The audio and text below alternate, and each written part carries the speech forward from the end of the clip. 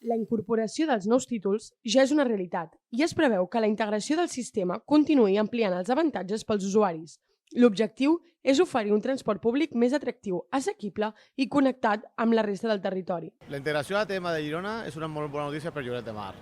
Fa que ens connecti millor amb el territori, que puguem viatjar de manera més còmoda, econòmica, amb el transport públic, i m'agradaria destacar la T16, un abonament que fa que tot el jovent fins a 16 anys puguin viatjar gratuïtament entre Lloret, Blanes i Tossa.